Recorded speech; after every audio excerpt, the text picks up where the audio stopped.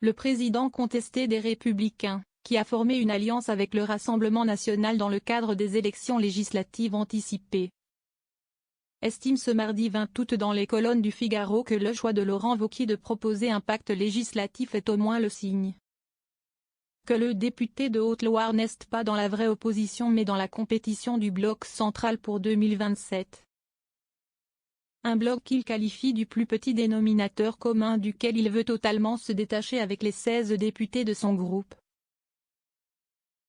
Alors que les tractations entre partis politiques se poursuivent au sein de la nouvelle Assemblée nationale morcelée après les résultats des élections législatives. Un pôle paralysé par l'impuissance du bloc central. Alors que la nomination d'un nouveau Premier ministre par Emmanuel Macron n'est pas prévue avant une série d'échanges avec les chefs de parti ce vendredi 23 août. Le camp présidentiel prône un accord avec une partie du centre-gauche et avec la droite afin d'éviter l'arrivée de Lucie Castet, la candidate du NFP, à Matignon.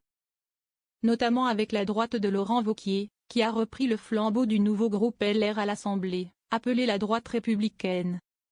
Si ce dernier a montré des signes d'ouverture à une alliance notamment avec l'idée d'un pacte législatif, tout en refusant la perspective d'une coalition. Cela a suffi pour qu'il s'attire les foudres d'Éric Ciotti. Malgré la résistance des vieux cadors, nous avons percé la citadelle, se félicite son entourage. Nous avons opéré une rupture anthropologique et ébranlé un système qui vit depuis trop longtemps sur le concept absurde du barrage républicain. On ne sait pas encore si Éric Ciotti prendra part aux consultations voulues par le chef de l'État le 23 août prochain à l'Élysée entre les chefs de parti et de groupes parlementaires. Mais on sait qu'il fera sa rentrée politique le 31 août dans les Alpes-Maritimes en donnant rendez-vous à ses soutiens. Si est-il un rendez-vous tout particulier, pour moi, a déclaré le député au Figaro. Avant d'ajouter, celui d'une formation qui prône l'union des droites. Qui conteste le fait que la France soit prise en otage depuis trop longtemps par le diktat moral érigé par l'extrême gauche, ou gouvernée par un pôle paralysé par l'impuissance du bloc central.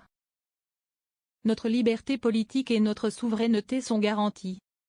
Ce rendez-vous est aussi l'occasion de marquer son indépendance vis-à-vis du Rassemblement national.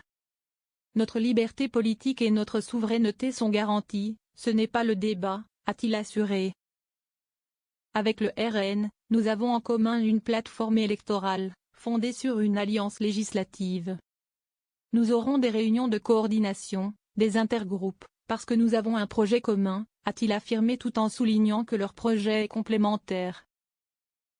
S'il revient à la justice de décider mi-octobre prochain à qui appartient LR, Éric Ciotti ou Laurent Wauquiez, le député des Alpes-Maritimes, ne semble pas encore décidé sur la suite des événements. Deux hypothèses sont avancées, réinvestir l'appareil des Républicains ou créer un nouveau mouvement. La question n'est pas totalement tranchée dans sa tête. Mais il vaut mieux créer un nouveau mouvement et repartir de zéro. LR est tellement gangrené par les querelles intestines et les ambitions personnelles, estime une personne de son entourage quand d'autres évoquent la dette énorme du parti d'après le Figaro. Alors que se pose son avenir en tant que président des LR, se pose aussi la question de l'Élysée en 2027. Une course à la présidentielle à laquelle Éric Ciotti dit pour le moment ne pas penser du tout contrairement à son rival Laurent Wauquiez. Nous verrons le moment venu, a-t-il ajouté.